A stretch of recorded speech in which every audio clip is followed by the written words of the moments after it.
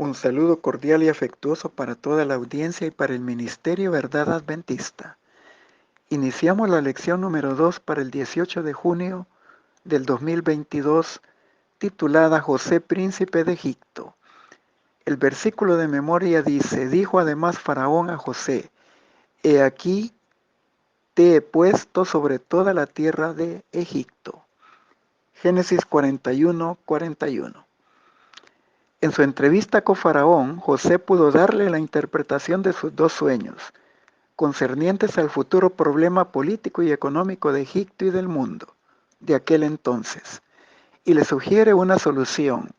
Y el rey percibe a José como un hombre inteligente, sabio, práctico y de acción que implementaría estrategias correctas para salvar al país.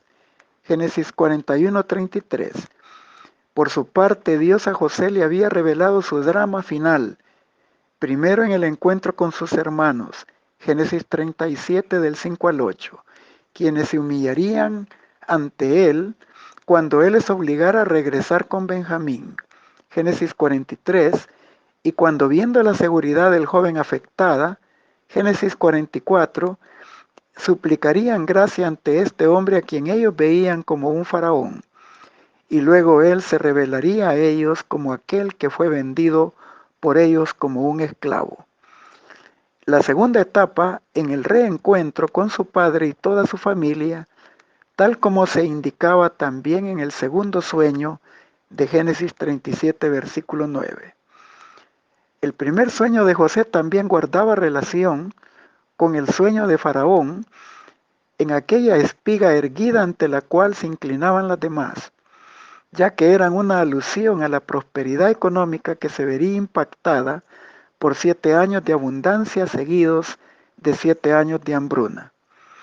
Los sucesos en los encuentros harían una alusión a la evaluación judicial de Dios, tanto a José como a sus hermanos, a José en sus etapas de crisis y de prosperidad, y a sus hermanos en relación a su pasado vergonzoso, si habían superado y se habían arrepentido de aquellos errores del pasado. Dios destaca aquí su paciencia, su misericordia, amor y gracia en su trato con ellos, así como con nosotros. En esta lección estudiaremos 3 temas sobre la historia de José y sus 11 hermanos. 1. El cumplimiento de los sueños de José. 2. La prueba y la humillación de los hermanos de José. 3. El arrepentimiento de los hermanos de José. Finalizando con las aplicaciones pertinentes. Iniciamos nuestro estudio. El cumplimiento de los sueños de José. Génesis 41 del 37 al 57 indica cómo José refirió al faraón que en sus sueños Dios le había revelado el porvenir de la tierra. Génesis 41:28, nueva versión internacional. La sugerencia dada por José de aprovechar los 7 años de abundancia, Génesis 41:49, y su programa económico fue recibido y aprobado tanto por el faraón como sus consejeros, concediéndole los poderes para atender la emergencia. Inicialmente, Faraón le elige en el interés de hallar la solución a ese inminente problema, pero al ver los resultados, el rey anunció la decisión de elevarlo al cargo más elevado debajo de la corona como visir o primer ministro de Egipto. José se siente bendecido por Dios en el cumplimiento de esta misión y por el nacimiento de sus 2 hijos, Manasés, quien hace olvidando su servidumbre ya que Dios le había provisto un hogar en la tierra de su exilio, y Efraín, doble fertilidad, porque le había cambiado de esclavo a un gobernante felizmente casado con 2 hijos. A la edad de 37 años se convierte en el visir de Egipto, enfrentando los 7 primeros años de prosperidad y luego los 7 de hambruna. Las circunstancias le permiten el cumplimiento de sus sueños en 3 etapas. Primero, en el encuentro con 10 de sus hermanos, Génesis 42. Segundo, en el encuentro que incluye a Benjamín, Génesis 43 al 45. Y en el tercero, que incluye a su padre Jacob, quien llega por primera vez a Egipto cumpliéndose así el sueño que él mismo había cuestionado en Génesis 37, versículo 10. Ahora sigamos con la prueba y la humillación de los hermanos de José. Génesis 42 del 7 al 9 nos narra el encuentro providencial de José con sus hermanos, aunque ellos le consideran un gobernante egipcio, conforme a su indumentaria y adornaje, conforme a su costumbre. Ellos se inclinan en su rostro ante él y le saludan. Verso 6. De inmediato José recuerda su primer sueño. Génesis 37 del 7 al 8, comparado con Génesis 42, 9. En su calidad de gobernante y proveedor de los granos de Egipto, procede a sondear la razón de su visita de estos 10 hermanos y necesita saber de Jacob y de Benjamín. Para dicho fin los califica de espías y los trata ásperamente, y ellos en su defensa dieron la información acerca de su familia y procedencia. Pero para darle credibilidad a su relato les pide a uno de ellos que vaya a traer a Benjamín. Versículo 15. Y ante su negativa los pone 3 días en la cárcel. Génesis 42, 17. Y luego envía únicamente a 9 de regreso con las provisiones y el dinero en sus sacos de regreso, dejando cautivo a Simeón. Aquí sintieron las primeras consecuencias de sus errores del pasado, recordando el trato que ellos dieran a su hermano José, sin saber que él les entendía y les escuchaba correctamente sus razonamientos. Génesis 42 del 21 al 24. Cuando Jacob es informado de los sucesos, inicialmente se niega a acceder a lo solicitado, pero cuando la escasez de grano volvió a hacerse presente, tuvo que acceder enviando a Benjamín y un presente especial para el gobernante. Génesis 42 del 29 al 38 y Génesis 43 del 1 al 11. El desenlace de los sucesos revive heridas del pasado entre culpables y víctimas. Los impactos parecen inevitables, las cosas se salen del control, pero Dios estaba llevando todo al rumbo del reencuentro entre Jacob y su hijo, por el que tanto tiempo había guardado luto, y en ese encuentro familiar providencial, tanto Jacob como sus hermanos serían testigos de que los propósitos de Dios se cumplen y a los que Dios ama, todas las cosas ayudan para bien. Romanos 8:28. En Génesis 43 es uno de los pasajes reveladores que primero nos indica que en la vida humana, en su complejidad, se presentan crisis generales y crisis individuales. Y se contrasta el microescenario del poder de la decisión de Jacob en Canaán de aceptar o rechazar la demanda del gobernante de Egipto ante el macroescenario de una crisis de hambruna. Génesis 43, verso 2 y del 6 al 8, donde las ventajas del poder de decisión de José desarrollan un proceso probatorio complementario para discernir el carácter de sus hermanos, en donde las decisiones y las acciones pasadas y presentes se vuelven determinantes, donde la realidad humana se refleja en la búsqueda del perdón, de la reconciliación y de la paz, estando todo este escenario a la vista de un Dios soberano del universo, que en su macrocosmos y en su evaluación judicial, todo ser humano está involucrado directamente, siendo protagonista de su propia historia. En esta segunda entrevista, José destaca a Benjamín y averigua un poco más de su padre y del carácter de sus hermanos. Al colocar la mesa en el orden de sus edades, de sus hermanos, respetando las reglas de honor, esto era un anticipo revelador de que ese gobernante era alguien quien conocía más de lo que se le había preguntado acerca de su familia, pero que ellos aún estaban velados y no percibían su identidad. A Benjamín el menor le sirve 5 porciones más que a todos los demás. Génesis 43, 33, 34. Con esta acción estaba probando si ellos sentían algún tipo de hostilidad por su hermano menor como la tuvieron con él. Y sin embargo este favoritismo no les incomoda.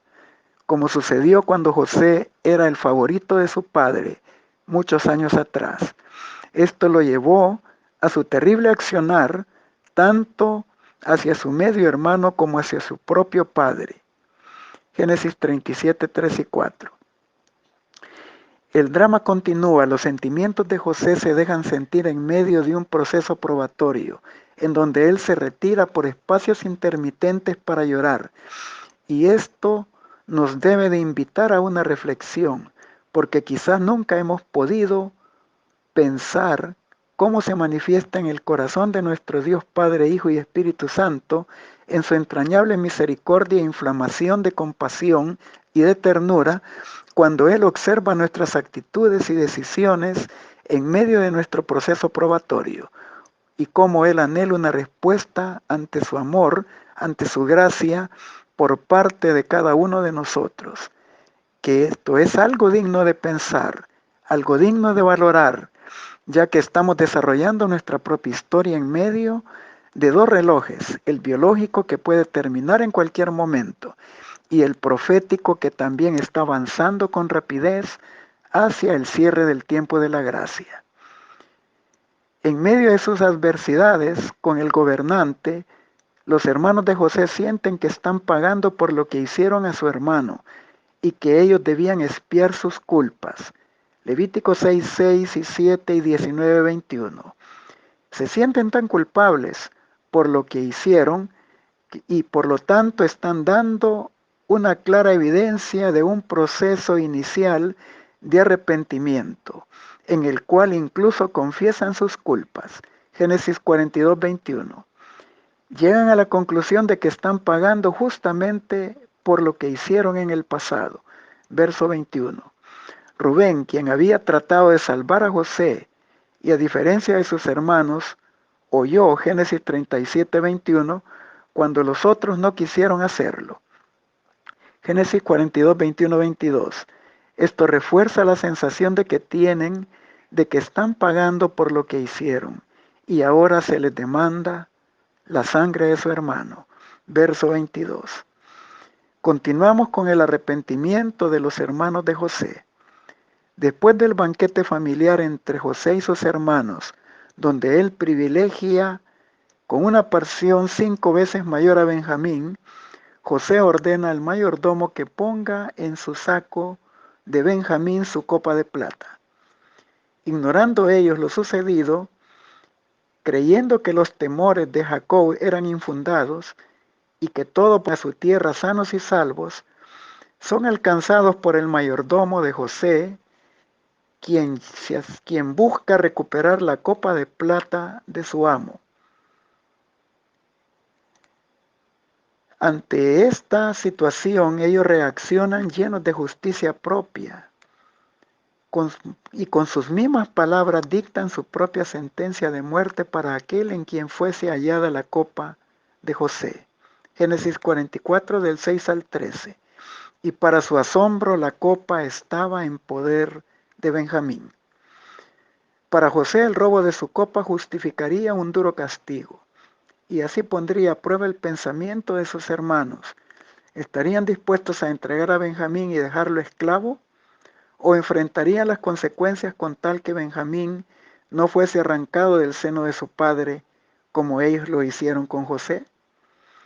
Ellos debían reconocer el mal que habían hecho en el pasado y confrontarse ellos mismos con las experiencias de José, que en su destierro decidió servir al Dios de su padre, y cómo él había vencido el mal con el bien en medio de todo tipo de adversidad, y cómo Dios le había bendecido y colocado en la posición privilegiada que le había revelado en sus sueños de la juventud.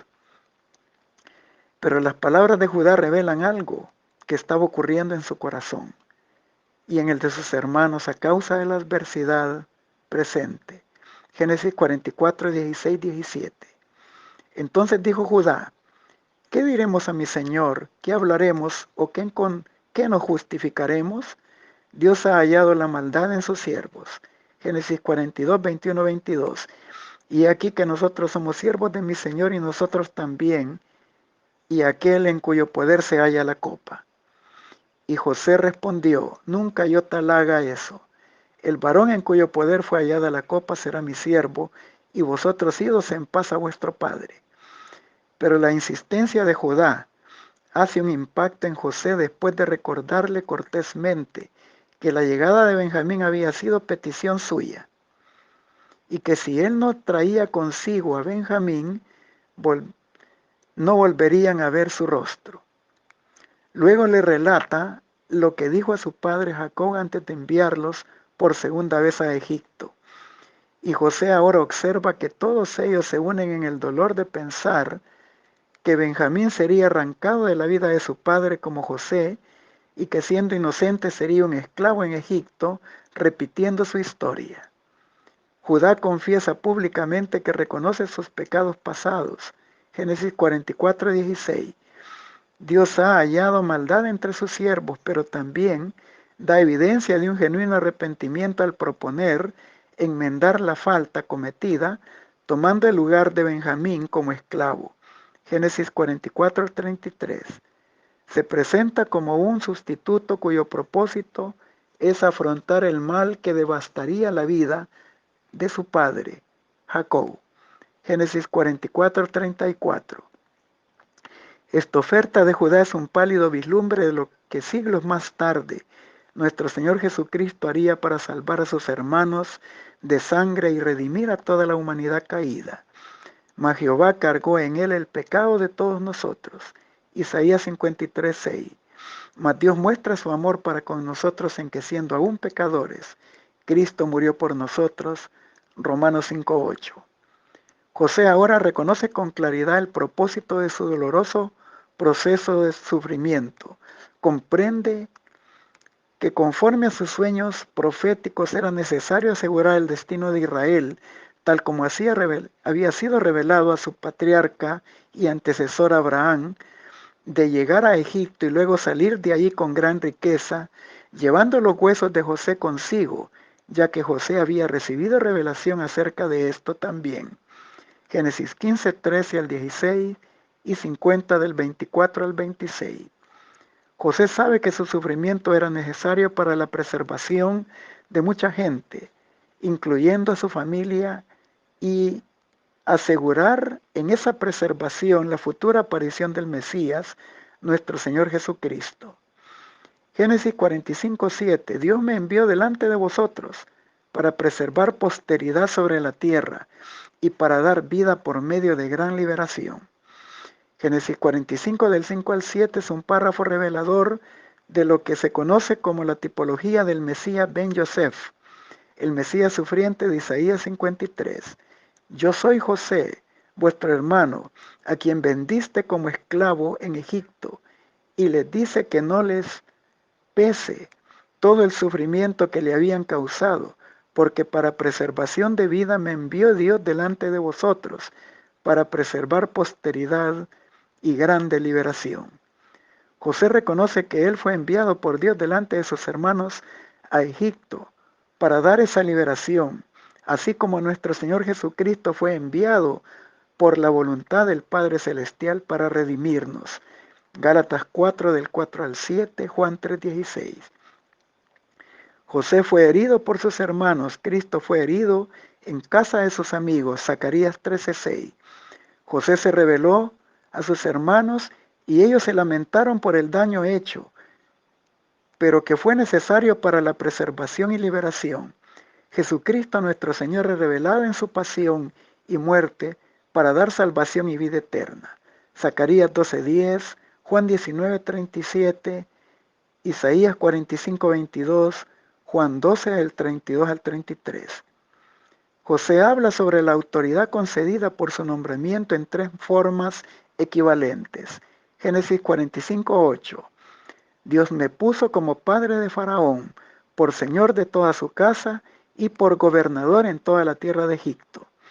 También a nuestro Señor Jesucristo, por su fiel cumplimiento de su misión, se le ha exaltado y se le ha dado un nombre, que es sobre todo nombre, para que ante él se doble toda rodilla. Filipenses capítulo 2 del 5 al 11.